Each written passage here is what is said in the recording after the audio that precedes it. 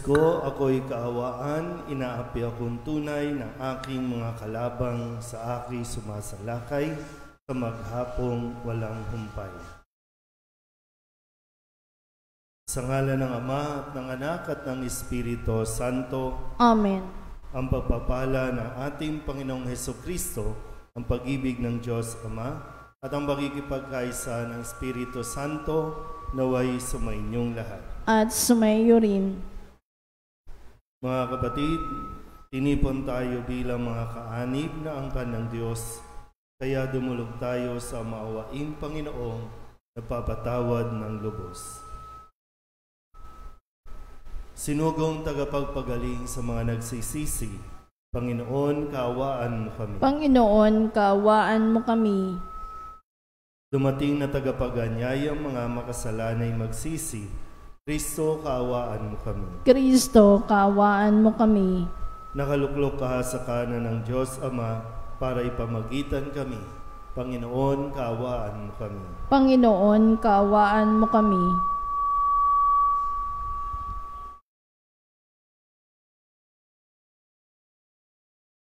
Kaawaan tayo ng makapangyarihang Diyos, patawarin tayo sa ating mga kasalanan at patnubayan tayo sa buhay na walang hanggan.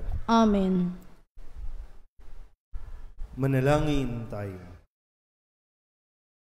Ama naming makapangyarihan, ikaw ay nagmamagandang loob na sa iyong pagpapala kami mapuspos, kaya't ihanda mo kaming kamti ng iyong alindog sa langit, pakundangan sa pagbabagong sa luma naming ugali ipinalit, sa pamamagitan ni Jesucristo, kasama ng Espiritu Santo, magpasawalang hanggan. Amen. Umupo ang lahat.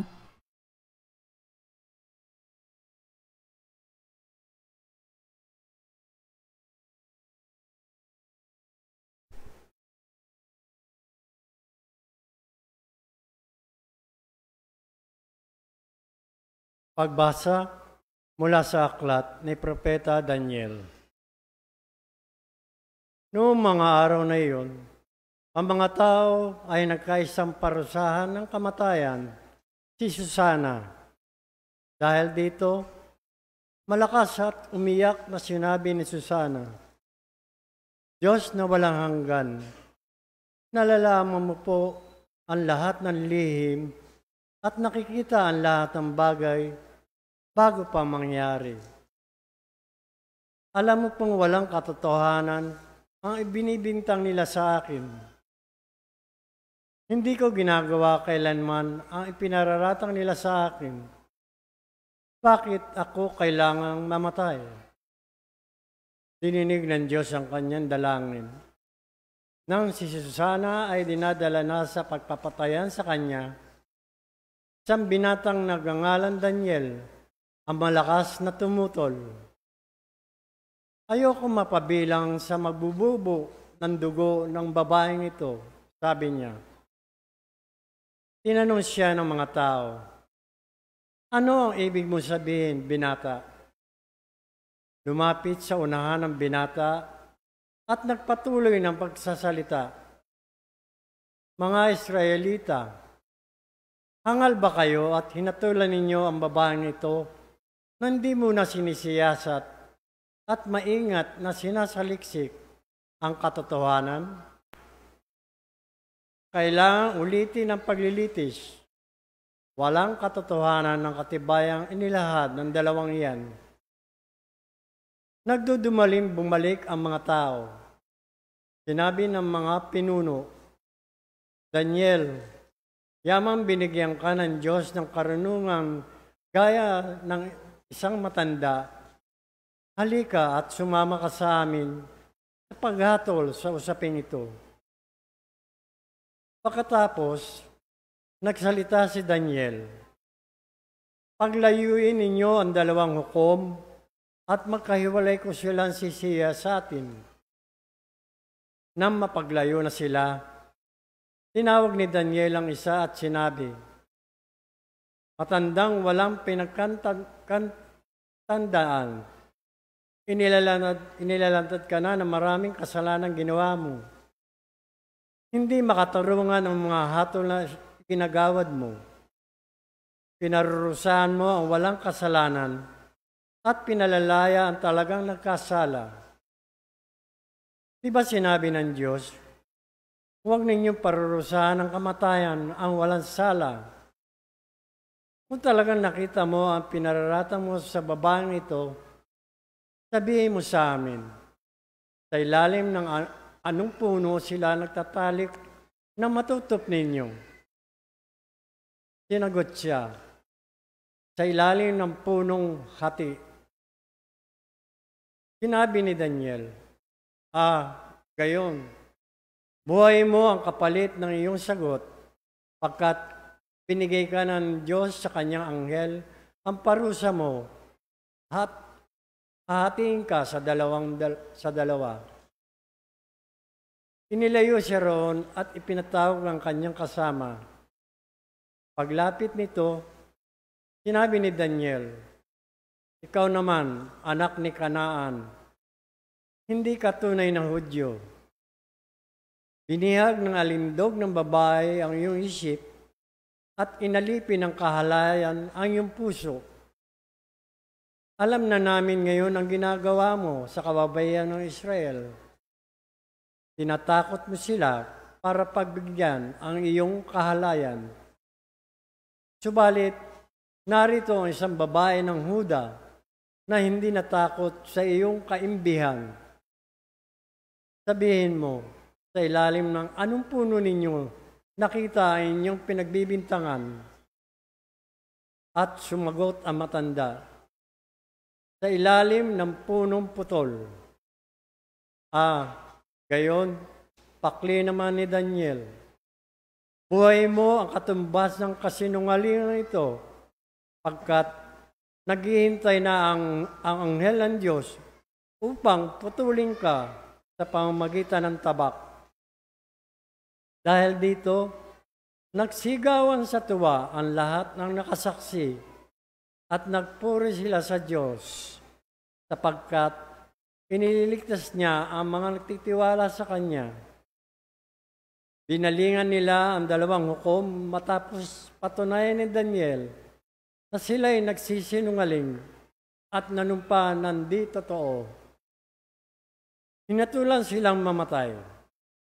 Ayon sa kautusan ni Moses, ang nagparatang ng di totoo ang siyang lalapatan ng parusang nakatakda sa kasalanang ipinaratang niya. Naligtas nga sa kamatayan ang isang taong walang kasalanan. Ang salita ng Diyos. Salamat sa Diyos. Salmong tugunan ang atin pong itutugon. Kahit sa daang madilim, Panginoon ko'y kapiling. Tayo pong lahat. Kahit sa daang madilim, Panginoon ko'y kapiling. Panginooy aking pastol, hindi ako magkukulang. Ako'y pinahihimlay sa mainam na pastulan at inaakay niya ako sa tahimik na batisan. Binibigyan niya ako niyong bagong kalakasan. Tugon. Kahit sa daang madilim, Panginoon ko'y kapiling. At sang-ayon sa pangako ng kanyang binitiwan, sa matuwid na landas ay doon ako inaakay. Kahit daang-daang iyo'y tumatahak sa karimlan, hindi ako matatakot, pagkat ika'y kaagapay. Ang tungkod mo at pamalo, ang gabay ko at sanggalang. Tugon. Kahit sa daang madilim, Panginoon ko'y kapiling. Sa harapan ng lingkod mo, ikaw ay may handang dulang. Ito'y iyong ginagawang nakikita ng kaaway. Nalulugod ka sa akin, na ulo ko ay langisan, at pati na ang kalis ko ay iyong pinaapaw. Tugon. Kahit sa daang madilim, Panginoon ko'y kapiling. Tunay na ang pag-ibig mo at ang iyong kabutihan sa akin tataglayin habang ako'y nabubuhay. Doon ako sa templo mo, lalagi mananahan. Tugon. Kahit sa daang madilim, Panginoon ko'y kapiling. Tumayo ang lahat.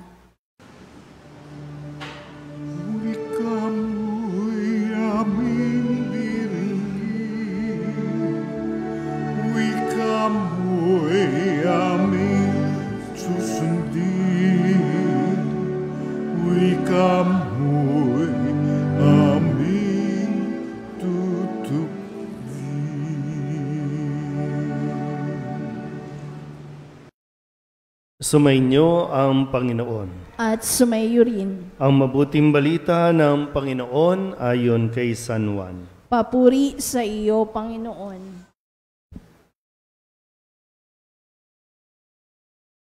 Noong panahong iyon, si Jesus ay pumunta sa bundok ng mga Olibo. Kinaumagahay, nagbalik siya sa templo. Lumapit sa kanya ang lahat, kaya't umupo siya at sila'y tinuruan. Nooy dinala sa kanya ng mga iskriba at ng mga pariseyo ang isang babaeng nahuli sa pakikiapid. Pinatayo ito sa harapan nila at sinabi kay Jesus, "Guro, ang babaeng ito'y nahuli sa pakikiapid. Ayon sa kautusan ni Moises, dapat batuhin hanggang sa mamatay ang mga gaya niya. Ano ang masasabi mo?" Itinanong nila ito upang subukin siya nang may maisumbong sila laban sa kanya. Ngunit yumuko si Jesus at sumulat sa lupa sa pamamagitan ng daliri. Ayaw nilang tigilan ng katatanong si Jesus, kaya't sila'y tiningnan niya at sinabi ang ganito, "Sino man sa inyo na walang kasalanan ang siyang maunang bumato sa kanya." At muli siyang yumuko at sumulat sa lupa. Nang marinig nila ito, sila'y isa-isang umalis, simula sa pinakamatanda. Walang naiwan kundi si Jesus at ang babaeng naroon pa rin sa harapan niya. Tiningnan siya ni Jesus at tinanong, "Nasaan sila? Wala bang nagparusa sa iyo?" "Wala po, Ginoo," sagot ng babae. Sinabi ni Jesus, "Hindi rin kita parurusahan. Humayo ka at huwag nang magkasala." Ang mabuting balita ng Panginoon. Pinupuri ka namin, Panginoong Hesukristo. Umupo ang lahat. Isang magandang gabi po sa inyong lahat. Sa atin pong parehong pagbasa, ang unang pagbasa at ang ating ebanghelyo ay mayroong usapin tungkol sa pakikiapid.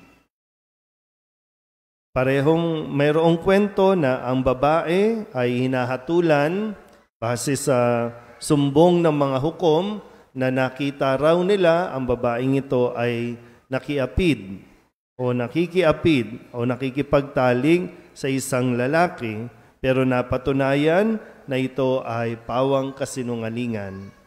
Ganun din naman sa ebanghelyo, may dinalang isang babae rin at tinihiling kay Jesus yung kanyang magiging hatol.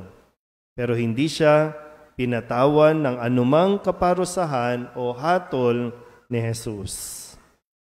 Hindi ibig sabihin po ay tinatanggap ni Jesus ang pakikiapid.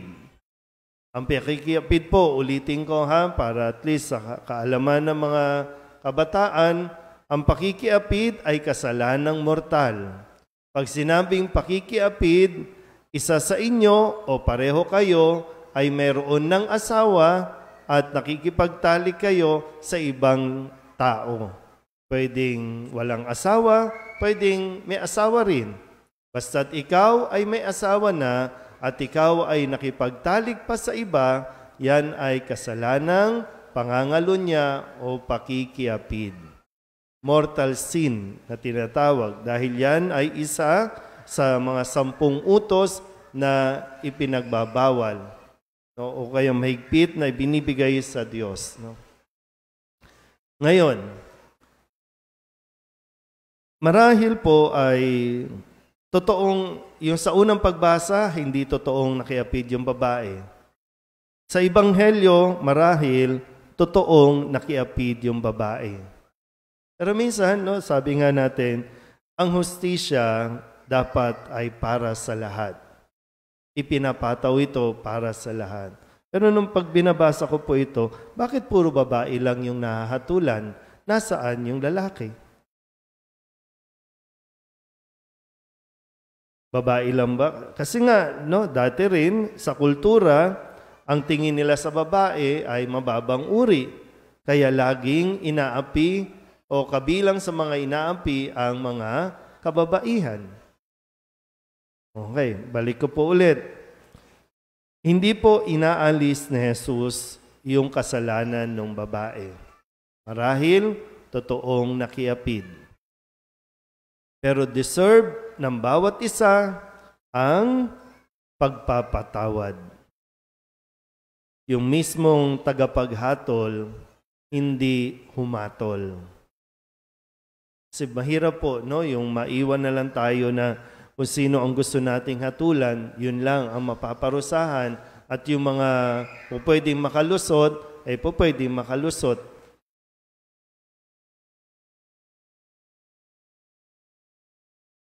Hindi tayo at wala sa atin ang paghatol. Kaya nga sinasabi, bawal ang judgmental. Kahit na ba sabihin na natin, okay, totoo yung narinig mo, totoo yung nakita mo, totoong may kasalanan ng isang tao, pero wala sa tao ang paghuhusga. Kaya malinaw naman dito sa sinabi ni Jesus, hindi ka nila pinurusahan, hindi rin kita parurusahan, pero humayo ka, huwag ka nang magkasala. At yan yung laging ipinapaalala din sa atin ngayon, sa panahong ito ng Kwaresma, bago tayo pumasok sa mga mahal na araw, na tayo'y inaanyayahan na lumapit na mismo, magkusa, no, na lumapit kay Jesus at humingi ng tawad sa ating mga kasalanan. At umasa tayo, hindi tayo ahatulan ng Diyos o parurusahan ng Diyos. Ang tanging hinahangad lang niya, kapag lumapit ka, makakamtan mo ang pagpapatawad. At yung kanyang panawagan, sana'y huwag na tayo muling magkasala. Huwag na natin ulit-ulitin ang ating pong pagkakasala. Pero ang Diyos ay mapagpatawad. Pero ang Diyos din ay hahatol sa atin pagdating ng araw. Amen?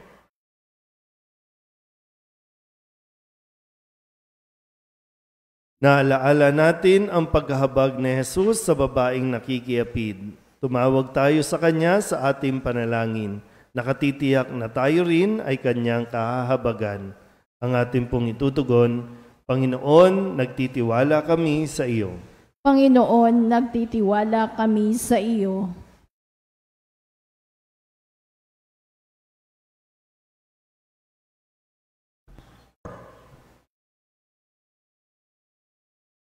Ang mga napalayo sa Diyos dahil sa kasalanan, naway makaranas na mapagmahal na habag ng tagapagligtas. Manalangin tayo sa Panginoon. Panginoon, nagtitiwala kami sa iyo. Atin nawang iwasan ang paghatol sa iba at sa halip ay tingnan ang ating sariling buhay sa mata ng Diyos. Manalangin tayo sa Panginoon. Panginoon, nagtitiwala kami sa iyo. Ang mga may mabibigat na pasaning, dala ng kahirapan at alalahanin, naway maunawaan na hindi sila iniiwan ng Diyos. Manalangin tayo sa Panginoon. Panginoon, nagtitiwala kami sa iyo. Ang mga nagdurusa dahil sa maling hatol, naway patatagin ng Panginoon. Manalangin tayo sa Panginoon. Panginoon, nagtitiwala kami sa iyo. Ang mga yumao, naway makatagpo ng kaligayahan at kapayapaan sa mga bisig ng Diyos. Manalangin tayo sa Panginoon. Panginoon, nagtitiwala kami sa iyo. Idulog din natin sa Panginoon ang ating mga personal na kahilingan at mga panalangin para sa ating mga pamilya. Kasamang lahat ng mga kahilingan ng mga nanonood sa online, lahat ng mga misang pasasalamat, special na intensyon at mga kaluluwa na inihiling na ipagdasal sa misang ito.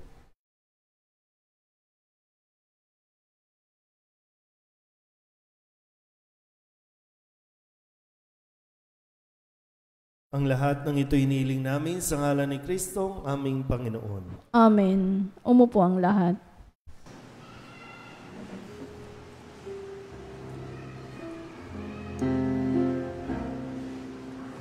buksan ng aming puso, turuan mong magalang sa bawat pagkukuro,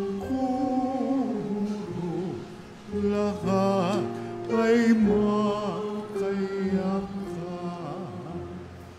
Buksan ang aming isip, sikatan ng liwanag ng pusang matangkilik,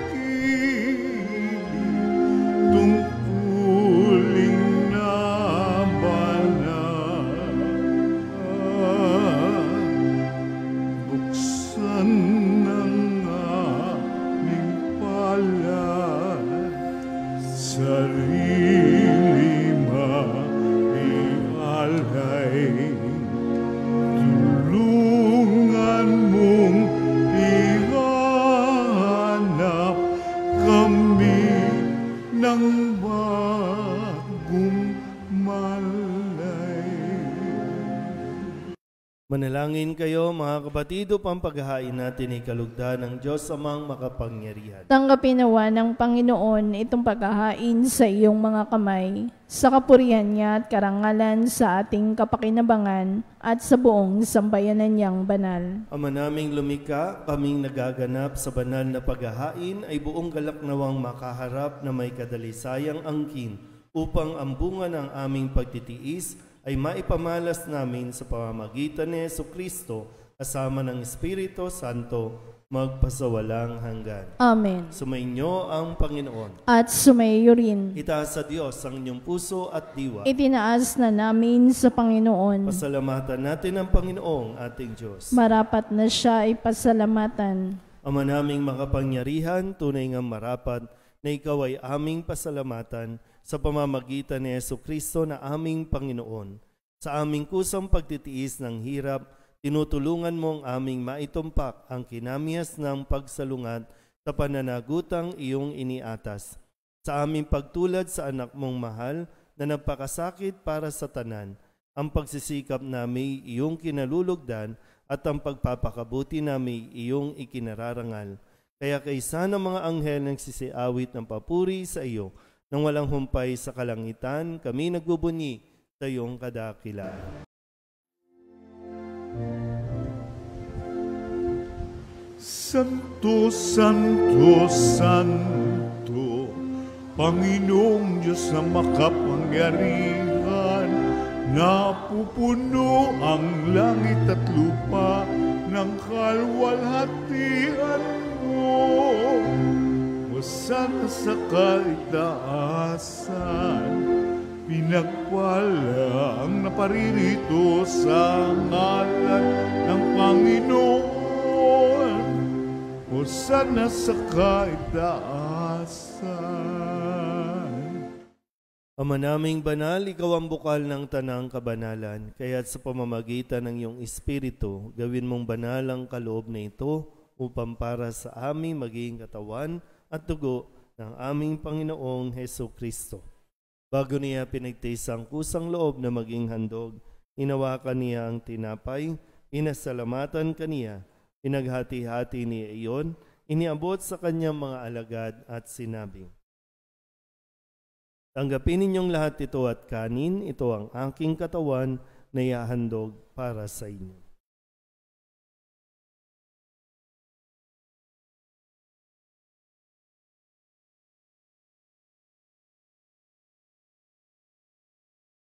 Gayun din naman nang matapos ang hapunan, hinawakan niya ang kalis, muli kaniyang pinasalamatan. Iniabot niya ang kalis sa kanyang mga alagan at sinabi, tanggapin ninyong lahat ito at inumin. Ito ang kalis ng aking dugo, ng bago at walang hanggang tipan. Ang aking dugo na ibubuhos para sa inyo at para sa lahat sa ikapagpapatawad ng mga kasalanan. Gawin ninyo ito sa pag-alaala sa akin.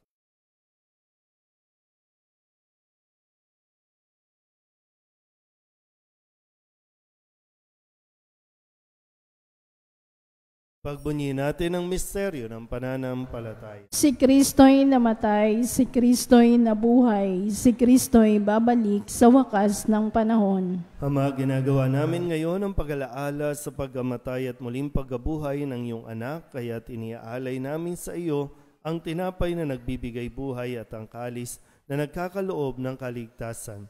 Kami napapasalamat dahil kami iyong minarapat na tumayo sa harap mo para maglingkod sa iyo. Isinasamo namin kami magsasalo-salo sa katawan at dugo ni Kristo ay mabuklod sa pagkakaisa sa pamamagitan ng Espiritu Santo. Ama, lingapin mo ang iyong simbahang laganap sa buong daigdig. Puspusin mo kami sa pag-ibig kay San Francisco na aming Papa at ni Jose na aming Obispo at ng Tanang Kaparian. Alalahanin mo rin ang mga kapatid naming nahinlay na may pag-asang sila'y muling mabubuhay, gayon din ang lahat ng mga pumanaw. Tawaan mo sila at patuloyin sa iyong kaliwanagan. Tawaan mo at pagindapating kaming lahat na makasalo sa iyong buhay na walang wakas. Kaysa ng mahal na Birhen Maria na ina ng Diyos, ng kabiyak ng puso niyang si San Jose, kaysa ng mga apostol at ng lahat ng mga banal na namuhay dito sa daigdig ng kalugod-lugod sa iyo, may pagdiwang nawa namin ang papupuri sa ikararangal mo sa pamamagitan ng iyong anak na aming Panginoong Hesukristo. Sa pamamagitan ni Kristo, kasama niya at sa Kanya, ang lahat ng parangal at papuri ay sa iyo, Diyos amang makapangyarihan, kasama ng Espiritu Santo, magpasawalang hanggan. Amen. Amen. Amen.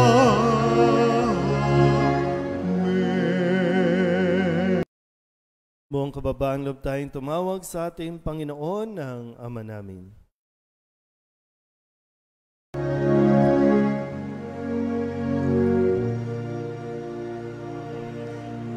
Ama namin, sumasalangit ka, sambahin ang ngalan mo. Mapasa amin ang kaharian mo, sundin ang loob mo dito sa lupa para nang sa langit. Bigyan mo kami ng aming kakanin sa araw-araw at patawarin mo kami sa aming mga sala para pagpapatawad namin sa nakakasala sa amin.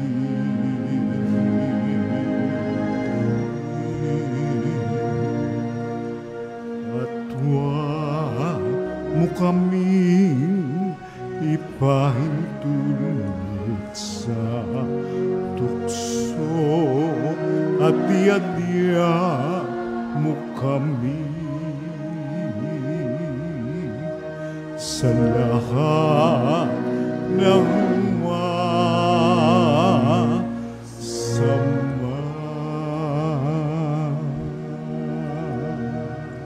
Hinihiling namin kami edya sa lahat ng masama, pagkalooban ng kapayapaan araw-araw, iligtas sa kasalanan at ilayo sa lahat ng kapahamakan. Samantalang aming pinananabikan ang dakilang araw ng pagpapahayag ng tagapagligtas naming sa Hesukristo. Sapagkat iyo ang kaharian at ang kapangyarihan at ang kapurihan magpakailanman. Amen. Panginoong Hesukristo, sinabi mo sa iyong mga apostol, Kapayapaan ang iniiwan ko sa inyo, aking kapayapaan ang binibigay ko sa inyo. Tunghayin mo ang aming pananampalataya at huwag ang aming mga pagkakasala. Pagkalooban mo kami ng kapayapaan at pagkakaisa ayon sa iyong kalooban, kasama ng Espiritu Santo, magpasawalang hanggan. Amen. Ang kapayapaan ng Panginoon ay laging sumainyo. At sumaiyo rin. Magbigayan po tayo ng kapayapaan sa isa't isa.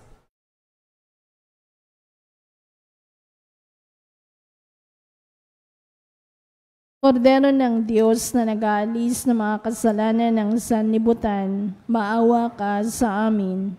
Kordero ng Diyos na nag-aalis ng mga kasalanan ng sanlibutan, maawa ka sa amin.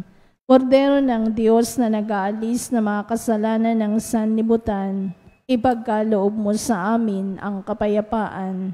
Lumuhod ang lahat. Ito ang kordero ng Diyos. Ito ang nag-aalis ng kasalanan ng sanlibutan. Mapalad ang mga inaanyayahan sa kanyang piging. Panginoon, hindi ako karapat-dapat na magpatuloy sa iyo, ngunit sa isang salita mo lamang ay gagaling na ako. Katawan ni Kristo. Amen.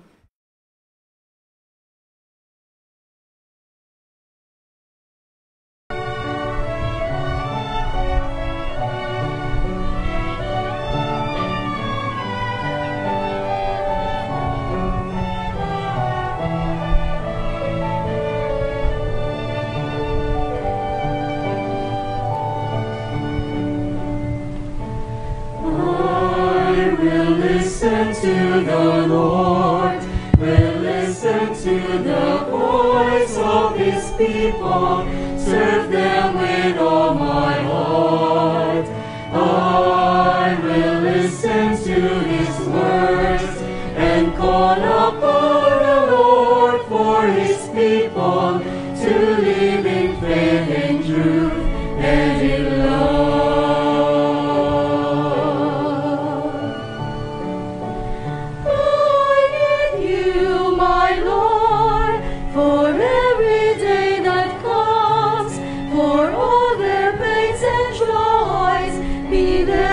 Understand, they may seek you, my Lord, and reach into your hands.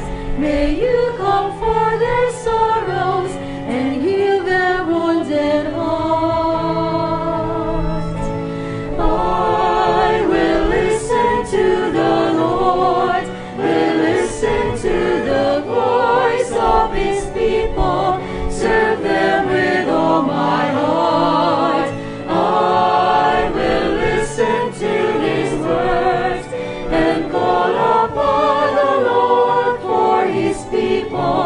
To live in faith and truth and in love.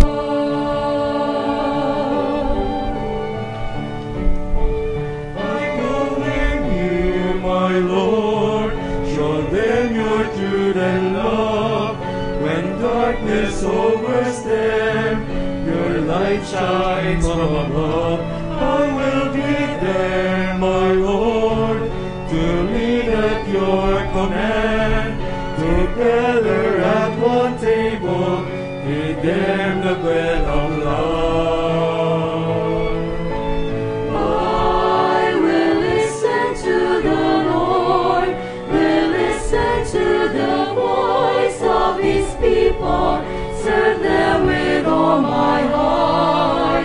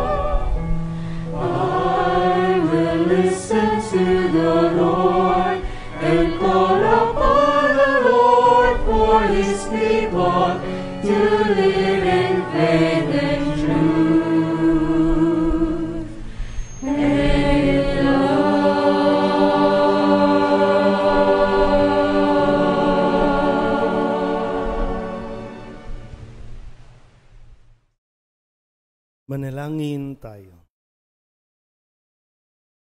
Ama naming mapagmahal, kaming pinapakinabang mo sa piging ng iyong pagpapala ay pamalagiin nawa nitong walang hilig na masama at sa gayoy maliksi naming masundan ang yapak ng halimbawa ni Jesucristo, ang aming tagapamagitan, kasama ng Espiritu Santo, magpasawalang hanggan. Amen. Sumainyo ang Panginoon. At sumaiyo rin. At pagpalain kayo ng makapangyarihang Diyos, Ama at Anak, at Espiritu Santo. Amen. Tapos sa banal na misa, humayo tayo sa kapayapaan ni Kristo. Salamat sa Diyos. Magandang gabi po. Magandang gabi po, Father.